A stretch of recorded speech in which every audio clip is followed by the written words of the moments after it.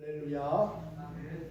사순절의 5번째 주일을 맞이했습니다. 우리 주 예수 그리스도의 크신 은혜와 평강이 여러분 모두에게 충만하기를 기원합니다. 십자가와 부활은 우리 모든 그리스도인들에게 중요한 신앙의 가치이며 또 모든 설교의 핵심이라고 할 수 있습니다. 예수 그리스도의 십자가와 부활이 빠진 설교는 어떻게 보면 생명력을 잃은 설교라고 할 수 있을 겁니다. 십자가와 부활로 인하여 우리는 죄사함을 받고 또한 영생을 얻었기 때문이지요.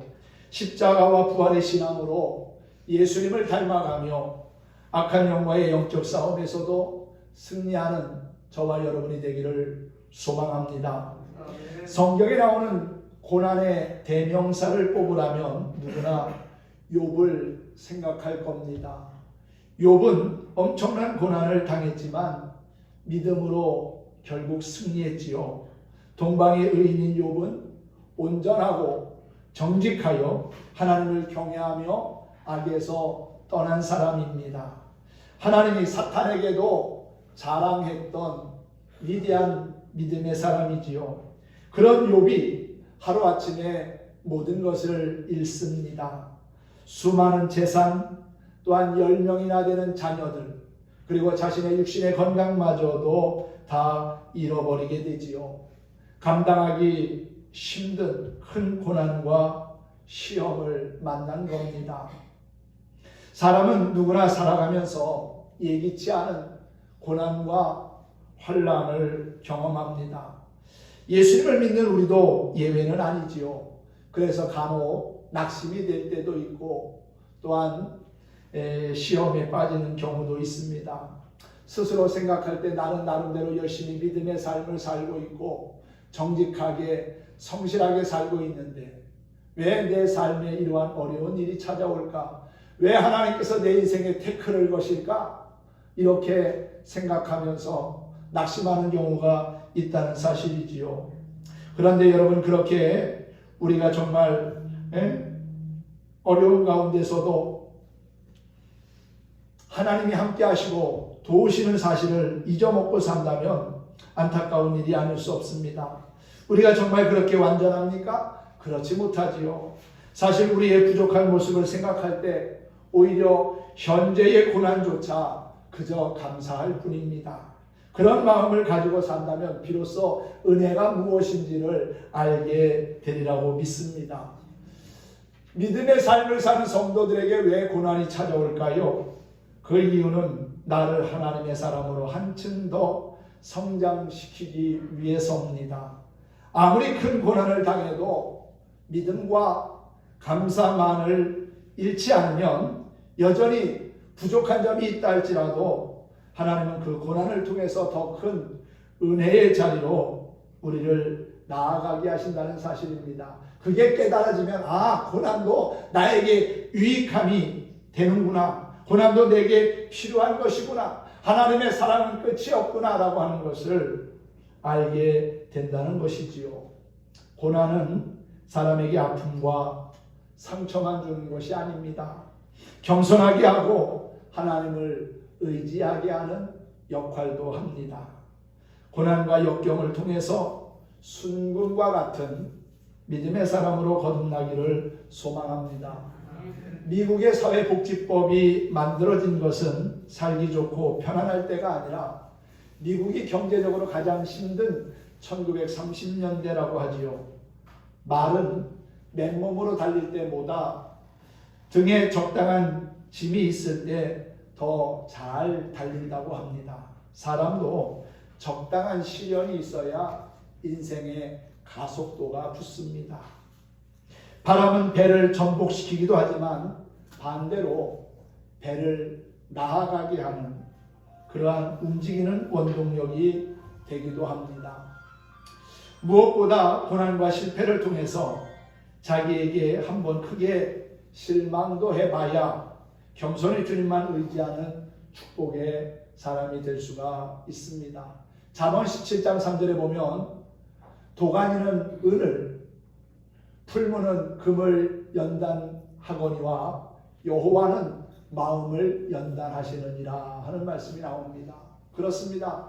하나님은 고난을 통해서 우리를 다듬어 가시고 연단하신다는 거예요.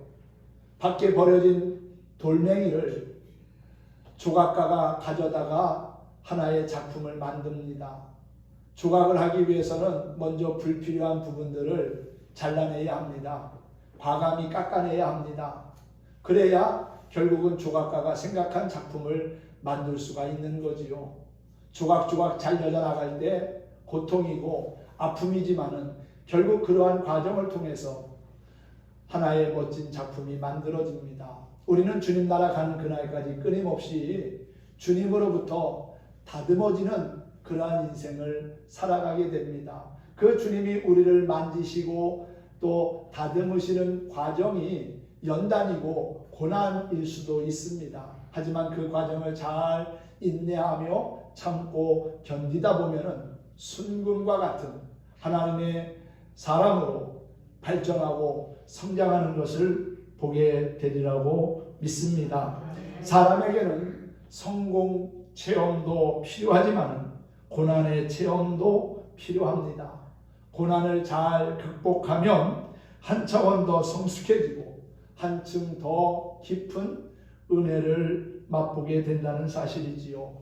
오늘 욥기서의 말씀을 보면서 순금과 같은 그리스도인이라는 제목으로 함께 은혜를 나누려고 합니다.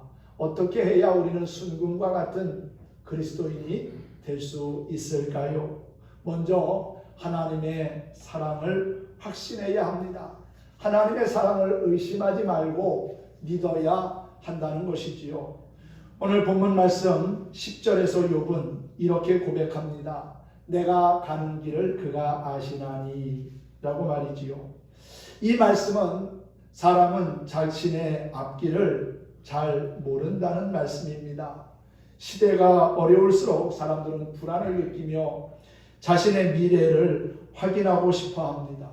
그래서 점쟁이를 찾아가기도 하지요. 그런데 왜 점쟁이들은 자신들의 그 탁월한 점을 치는 실력을 가지고 로또 복권이나 부동산 주식에 투자해서 부자가 되지 못합니까? 점치는 곳은 대개 좁은 골목길로 들어가야 하고 또한 초라한 곳에 위치한 것을 보게 됩니다. 결국 그들은 자기 앞가림도 못한다는 말입니다. 그처럼 자신의 앞가림도 하지 못하는 사람에게 나의 미래를 맡긴다? 그것처럼 위험하고 어리석은 일이 어디 있습니까? 중요한 것은 그 점치는 시간에 조금이라도 더 좋은 그릇이 되기 위하여 준비하는 것이 필요하다고 생각이 됩니다. 특별히 본문에서 나의 가는 길을 오직 하나님만이 아신다라고 하는 욥의 고백은 나는 내 앞길을 모르지만 하나님은 내 앞길을 아신다 하는 것보다도 더 큰 의미를 가지고 있어요. 즉 하나님께서 나의 앞길을 아신다는 그만큼 하나님이 나를 기억하시고 사랑하신다는 사실입니다. 여러분 어려움 가운데 있다 할지라도 하나님이 나를 사랑하신다는 사실을 잊지 말고 꼭 기억할 수 있기를 바랍니다. 사람은 고난을 당하면 그 고난의 원인이 무엇인지를 찾으려고 합니다. 그 이유를 찾아서 반성하고 또 삶을 수정하고 다음부터는 그렇게 살지 않겠다고 하는 것은 바람직한 일이지요. 그러나 어떤 경우에는 고난의 이유를 모를 때도 있습니다. 그런데 그래도 상관이 없습니다. 중요한 것은 고난 중에도 나를 향한 그리고 우리 가정을 향한 하나님의 사랑은 변함이 없다는 것이지요. 사람은 살면서 약속을 어기기도 하고 지키지 못할 때도 있습니다. 또 그냥 되는 대로 살기도 합니다. 사랑한다고 말을 하지만 오히려 사랑하기보다는 미워하고 시기하며 사는 경우들이 많습니다. 그런데 우리 하나님은 그렇지 않다는 거예요. 우리를 사랑하시되 끝까지 십자가에 죽기까지 사랑하셨고요. 또한 우리와 영원토록 함께 하시면서 우리를 하나님의 사랑의 울타리 안으로 끊임없이 이끌어 주신다는 사실입니다. 고난 중에도 하나님의 사랑을 확신하는 성도에게 고난은 축복의 전주곡이고 축복이 잠시 고난으로 위장한 것이고 훈련 과정으로 주어진 연단일 뿐입니다. 그래서 오늘 본문 10절에서 욥도 자신의 고난을 연단이라고 믿고 그 연단이 끝난 후에는 순금 같은 성도가 될 것이라고 확신했습니다. 사실 성경에 나오는 위대한 인물들도 다 그런 연단의 과정을 거쳤습니다. 물론 그 연단의 과정이 다 같지는 않지요.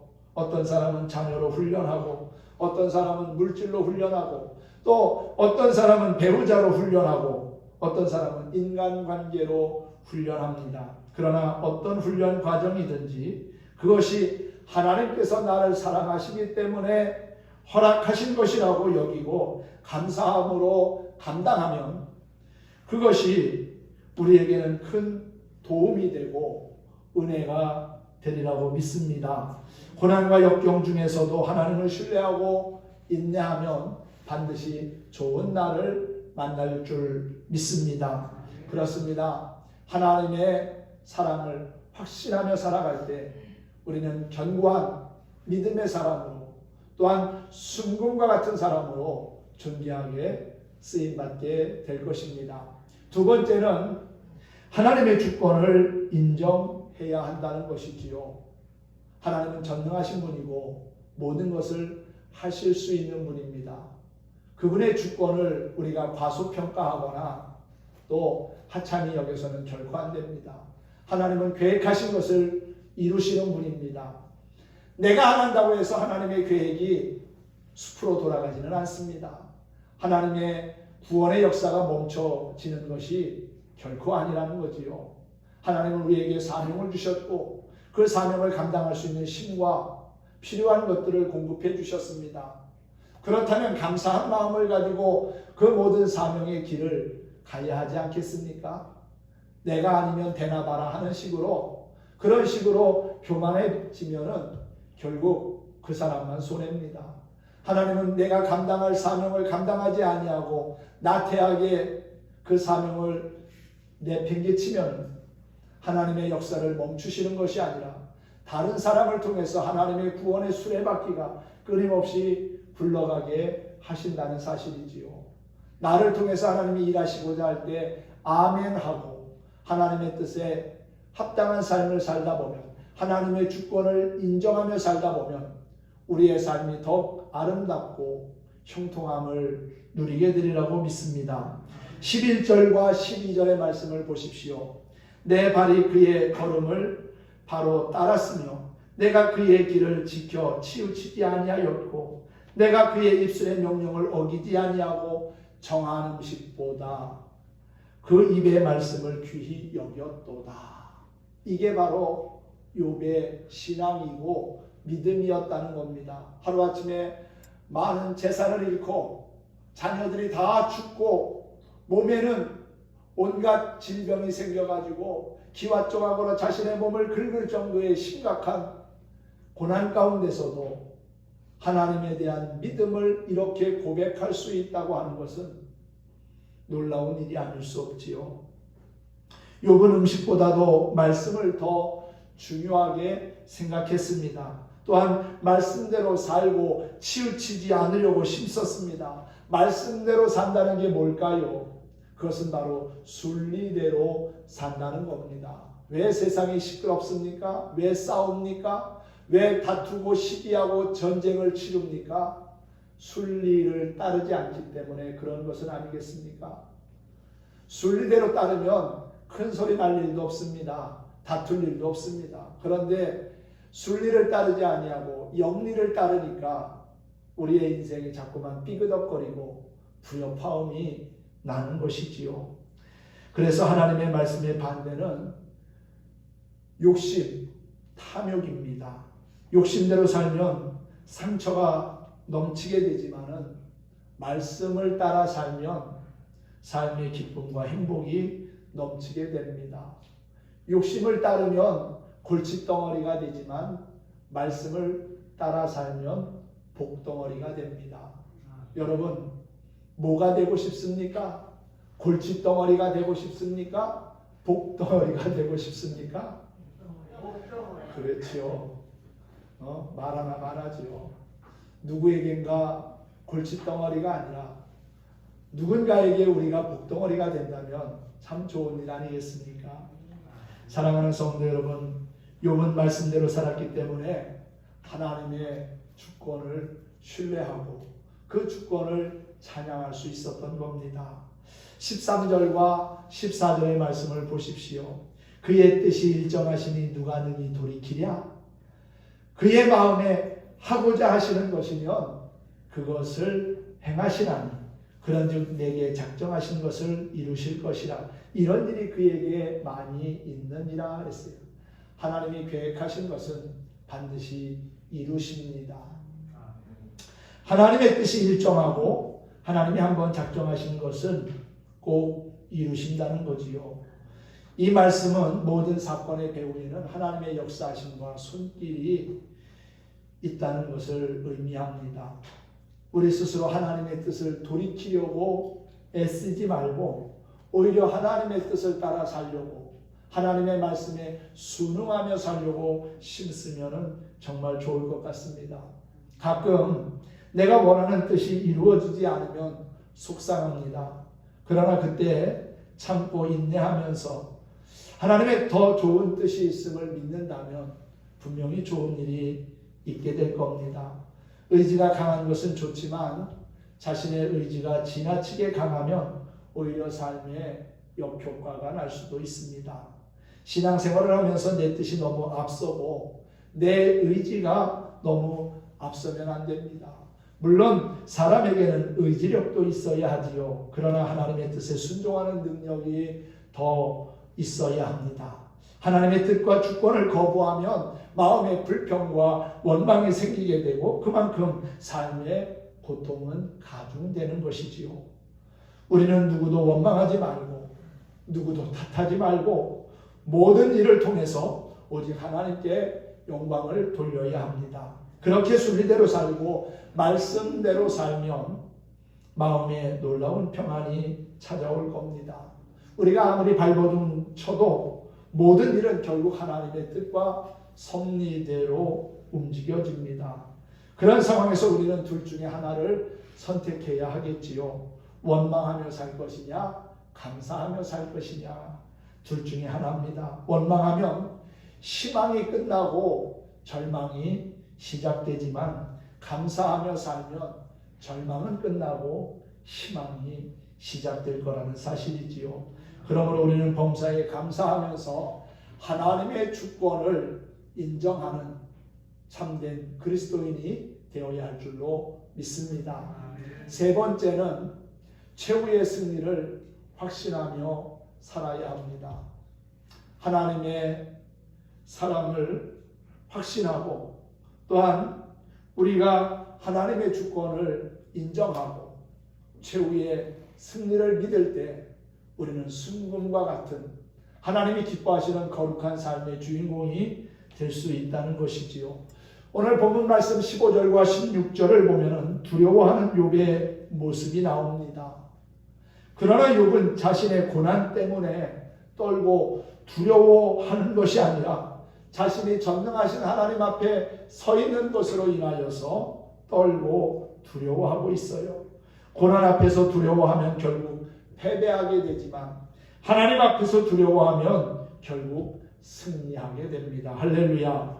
결국 욥은 하나님을 두려워하는 마음을 가졌기에 17절에서 나는 어두움으로 끊어지지 않을 것이고 흑암이 내 얼굴을 가리지 못할 것이라고 하는 최종적인 승리의 고백을 합니다. 우리도 최후 승리를 바라보며 우리의 믿음과 삶의 역경을 헤쳐 나가야 되리라고 믿습니다. 우리의 앞날은 모르지만 최종 결과는 알 수 있습니다. 앞날을 상세히 안다고 말하는 것은 거짓 예언이지만 최종 결과가 그리스도 안에서 승리임을 아는 것은 참된 예언입니다. 이 세상에서 가장 위대한 예언자는 성도의 최후 승리를 믿고 자기의 앞날을 하나님 앞에 철저히 맡기고 어떤 상황에서도 아멘 하면서 믿음의 길을 착실히 걷는 사람이지요. 그런 사람들을 하나님은 지금도 찾고 계시고 또한 역전의 주인공이 되게 하십니다. 미국 사람들이 존경하는 흑인 가운데 콜린 파월이라는 사람이 있습니다. 지난해 10월에 세상을 떠났는데 그는 뉴욕의 할렘에서 태어났습니다. 아주 열악한 환경에서 태어난 겁니다. 그럼에도 불구하고 그는 꿈을 잃지 않고 결국은 미국의 부시 대통령을 도와 국무장관까지 지내게 됩니다. 그분이 이런 말을 했어요. 이 세상에서 가장 나쁜 가난은 경제적인 가난이 아니라 가치관의 가난이다. 나는 백인 사회에서 흑인으로 사는 것을 극복하지 못할 장애로 보지 않았다. 나의 검은 피부는 오히려 영감의 원천이 되었다. 나는 누구든지 땀을 흘리면 성공할 수 있다고 믿는다. 무엇보다 나는 나를 이 땅에 보내신 하나님의 선한 섭리를 믿는다고 그렇게 고백을 했습니다. 얼마나 멋진 사람입니까? 사람은 고난을 극복할 때 가장 가치 있고 또한 빛나는 사람이 됩니다. 축복도 그냥 얻어지는 것보다 고난을 극복하며 얻는 복이 더 아름답고 빛이 납니다. 무엇보다 우리에게 하나님의 함께하심과 은혜가 있기에 감사하고요. 또한 하나님이 지금도 우리를 아름답게 가꾸어 가심에 감사할 수 있어야 하겠지요. 언젠가 하나님 앞에 설 때 우리가 이 땅에서 당한 모든 어려움이 다 상급이 되어 돌아오리라고 믿습니다. 우리에게 그러한 찬란한 소망이 있다는 것이 얼마나 감사한 일입니까? 오늘 살고 있어도 미래가 없다면 죽은 것이나 다름없습니다. 반면에 오늘 우리가 죽는다고 해도 미래가 있다면 진짜 사는 것입니다. 그런 의미에서 우리가 예수님을 믿는 믿음이 얼마나 큰 축복인지 모릅니다. 오늘 잘 살아도 하나님 앞에서 상이 없으면 불행한 일이고 오늘 힘들게 살아도 하나님 앞에서 상이 있다면 행복한 일입니다. 그런 의미에서 우리가 하나님을 믿고 구원받은 천국 백성으로 살아가는 것이 참으로 귀하고 복된 일이라는 사실이지요. 인생이 아무리 어두워도 희망이 있다면 그런 대로 지낼만 합니다. 아무리 험난한 골짜기를 만나도 희망이 있다면 그런 대로 살만 합니다. 그러나 지옥에는 희망이 없습니다. 그래서 지옥은 가지 말아야 되고요. 무서운 곳입니다. 그런 지옥의 백성에게 주님께서는 십자가를 지심으로 희망의 길을 열어주셨고 생명의 길을 열어주신 겁니다. 그래서 십자가가 소중한 것이지요. 우리의 힘으로 해결할 수 없는 죄의 문제를 주님은 십자가에서 다 포괄하시고 우리에게 영생을 주셨다는 것입니다. 하나님이 주신 희망은 구원받은 성도에게는 영원히 유효한 상태로 남아 있습니다. 그러므로 우리는 항상 희망을 노래하며 살아야 합니다. 부정적이고 또한 비판적인 말은 될 수 있으면 하지 말아야 합니다. 힘들어서 못 살겠다. 아파 죽겠다. 또 골치 아파 죽겠다. 왜 그렇게 살면서 죽겠다고 하는지 모르겠어요. 그런데 정말 죽으라고 하면은 왜 죽느냐고 야단을 칩니다. 여러분 그런 것 같아요. 우리가 여러 가지 어려운 상황 속에서도 부정적이고 비판적인 말을 하기보다는 오히려 이러한 상황에서도 하나님 감사합니다. 다시금 일어날 수 있도록 하나님이 도와주실 것을 믿고 감사합니다. 이 환경과 상황이 더 나아질 것을 확신하며 감사합니다. 지금까지 지켜주셔서 감사합니다. 그렇게 긍정적으로 우리가 고백하고 또 하면 된다, 할 수 있다, 해보자. 그런 긍정의 언어들을 우리가 자꾸 이야기하다 보면 우리의 삶이 그렇게 되어져 가는 겁니다. 말이 씨가 된다는 이야기가 있지요. 부정적인 말, 비판적인 말을 하면 그 인생은 결국 그렇게 가는 겁니다. 남들이 볼 때도 비판적이고 부정적인 사람으로 보여진다는 거지요.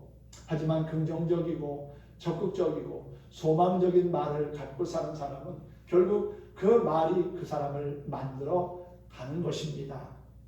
문제도 긍정적으로 보면 그 순간 문제로부터 해방됩니다.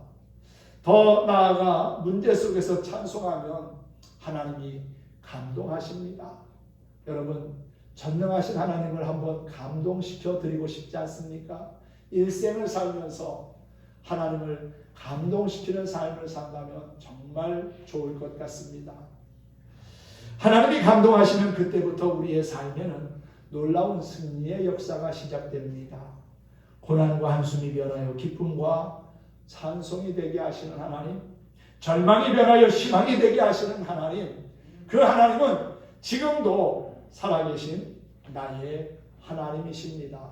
그렇습니다. 여러분, 우리의 삶에 크고 작은 고난과 어려움이 있지만 하나님은 그 고난과 어려운 상황으로 우리 인생을 망가지게 하시는 분이 아니라 거기서 더 견고한 믿음의 사람으로 거듭나게 하시고 하나님의 사람으로 다듬어지고 연단을 통해서 더 멋진 인생을 살아가도록 도와주신다는 것이지요. 그러므로 우리는 하나님의 사랑을 확신하고 하나님의 주권을 인정하고 최후의 승리를 믿으면서 선한 싸움 싸우며 달려갈 길을 끝까지 잘 달려가야 합니다. 오늘도 여러분 우리가 함께 찬송하며 말씀을 마치도록 하겠습니다.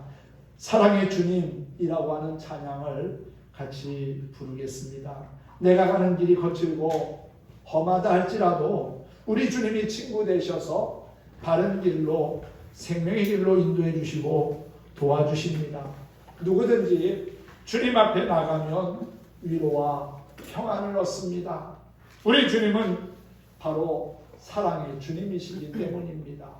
함께 찬양해 보겠습니다. 가사를 잘 보시면서 찬양하면 더 은혜가 되리라고 봅니다.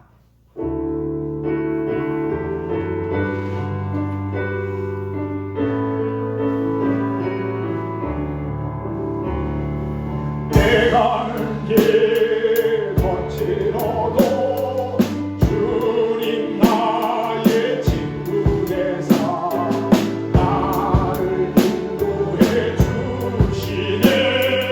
나를 도우시네. 내 가는 길 캄캄해도 주님 나의 빛이 되사 나를 인도해